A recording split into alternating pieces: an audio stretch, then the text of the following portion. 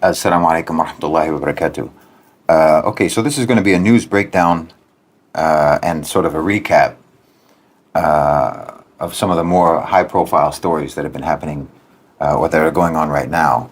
First, Bangladesh, which proceeded pretty much exactly as I sort of feared that it would proceed in the video that I did, or that was, I think, an excerpt from a live stream that we did about the situation in Bangladesh. It sort of unfolded the way I anticipated, unfortunately. As you know, I think it was my suspicion that the student protests had been infiltrated by Western intelligence and that they were being manipulated by Western intelligence in order to accomplish regime change in Bangladesh. And I think I talked about it at the time.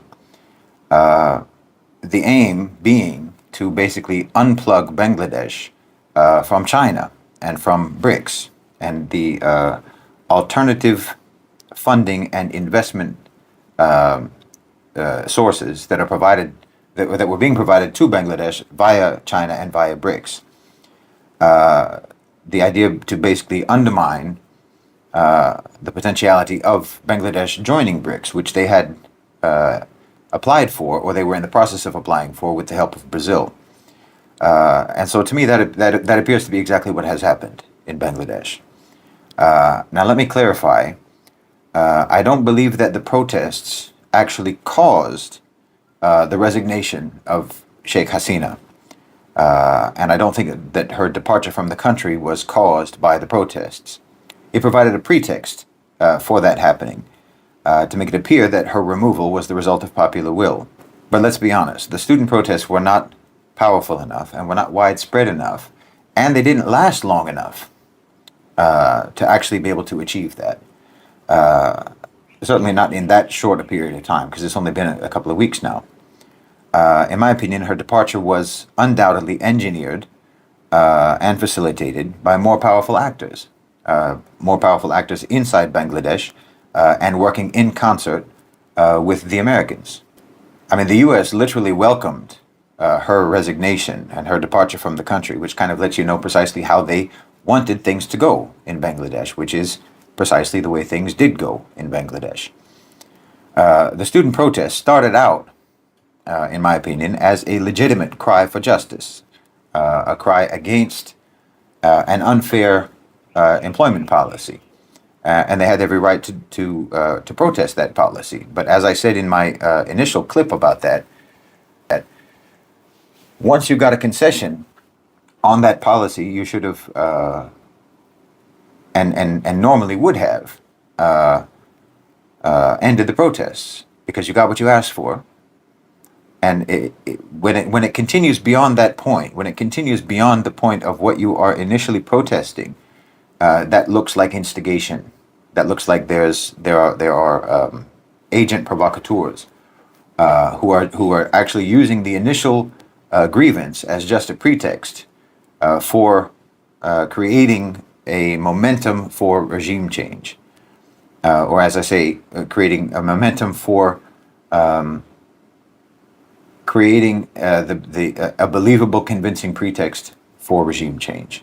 But as I was talking about in that clip, I think that the protest movement ended up being hijacked because I think it was legitimate from the beginning. I believe it was legitimate from the beginning, but I think it was hijacked by the very forces of oppression that we are fighting against. Now, as I said in my initial comments on the situation in Bangladesh, just say this, that any country in the global south is going to react with enormous suspicion, particularly if that country doesn't have a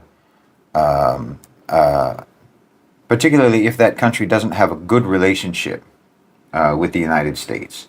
Any country that doesn't have a good relationship with the United States, any government in the global south that doesn't have a particularly good relationship with the United States, they will react very suspiciously to any protest movement in their country, with the suspicion that this protest movement is actually part of a regime change operation being conducted against them by the United States. So they will predictably respond with an iron fist, because they will believe and often rightly so, that this protest movement is actually an externally engineered effort to unseat them and to topple their government.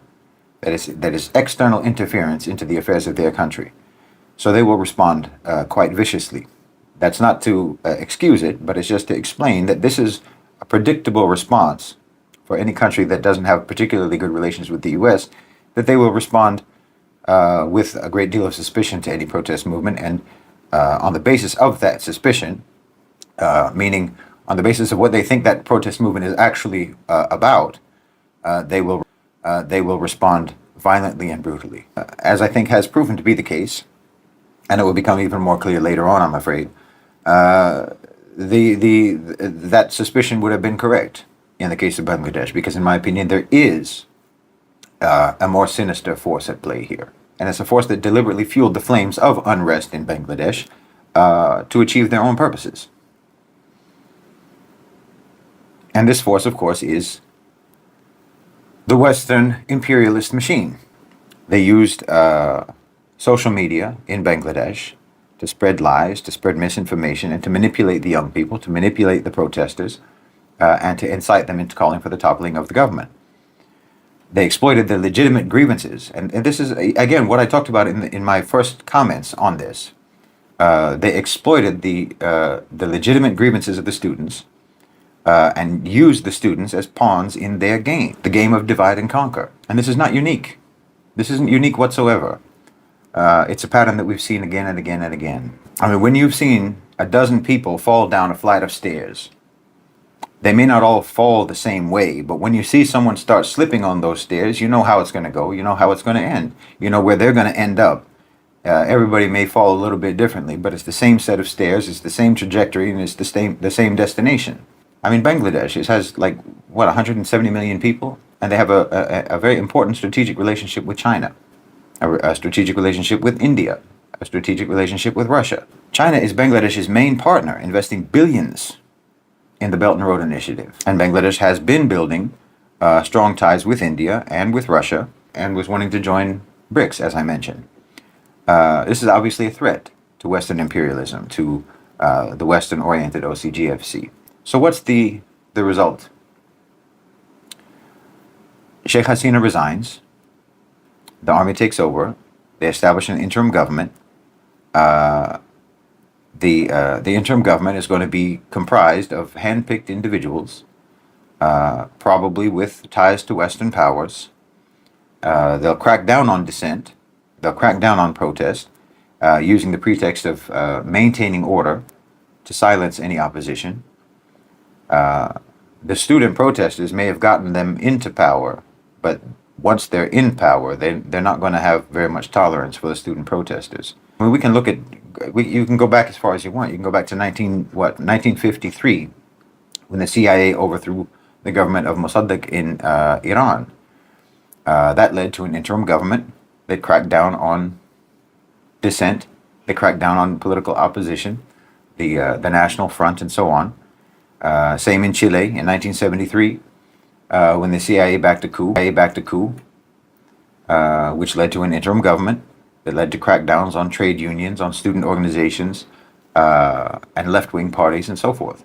This is just, as I say, this is the pattern. When you become familiar with the pattern, you can recognize it. And once the pattern starts being implemented, you know what the next steps are going to be. You know where that's going to end up, just like watching someone fall down the stairs. So what I would expect is they'll implement economic shock therapy on Bangladesh, privatizing state-owned enterprises, opening up the economy to Western corporations, just like in Poland in the 1990s, when the IMF and the World Bank imposed shock therapy, leading to mass privatization, deregulation, trade liberalization, and so forth, which benefited Western corporations and local elites. And just like even in Russia, a lot of people don't remember this, because you think of Russia in 2024, you don't remember what it was like in 1992.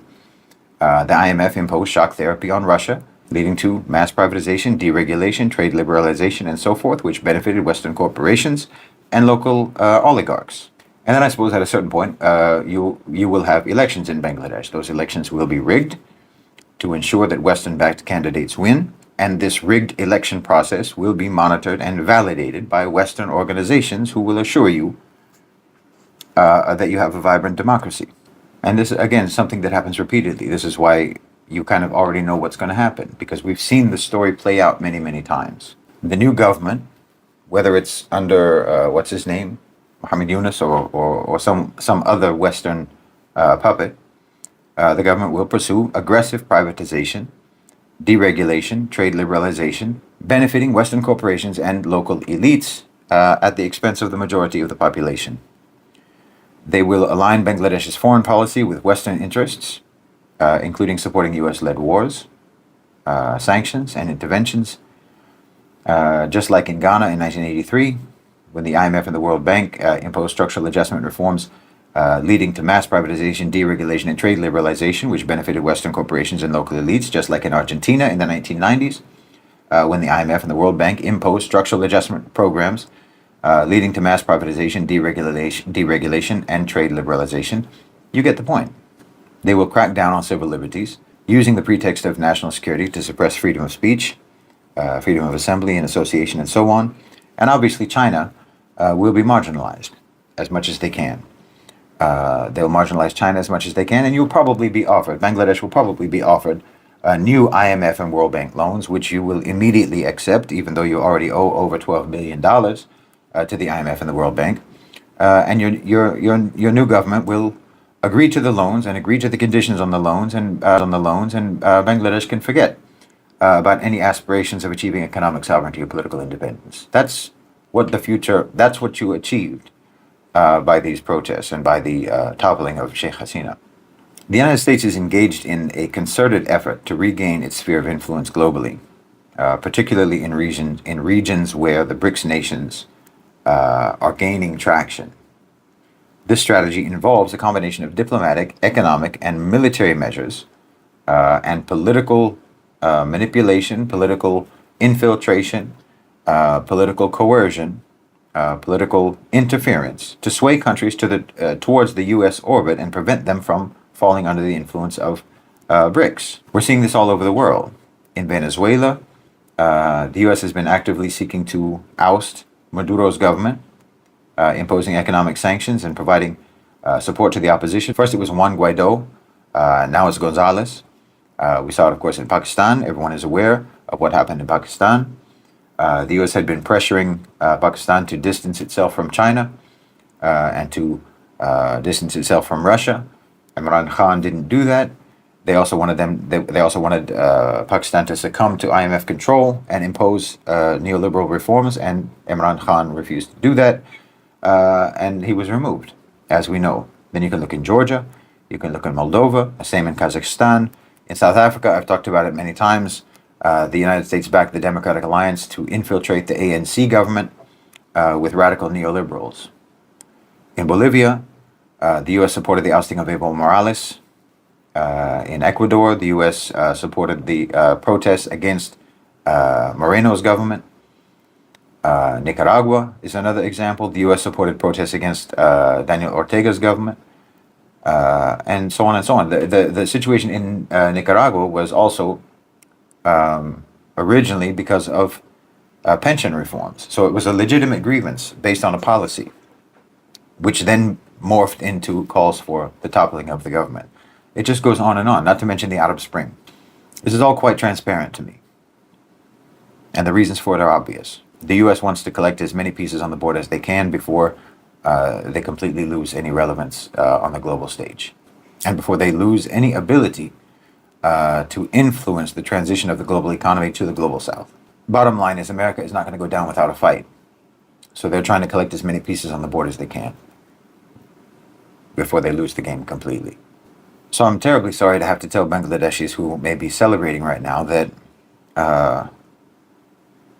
what you're celebrating today, you are soon going to regret. Your celebrations will soon turn to regret. And you will end up actually missing the days that you lived before this happened. You'll miss the way Bangladesh was before this happened, because the powers and the players that are operating behind the scenes are worse than the government that you just toppled, and they will do much worse than what was done by the government that just got toppled. So the real struggle in Bangladesh is actually just beginning now. But again, if the pattern plays out, as it has played out everywhere else, the opposition is not likely to even understand what the real struggle is. And even if they do understand what the real struggle is, I would expect that the repression in Bangladesh is going to be so severe and so comprehensive that the national trauma will likely be so bad that most people will simply succumb.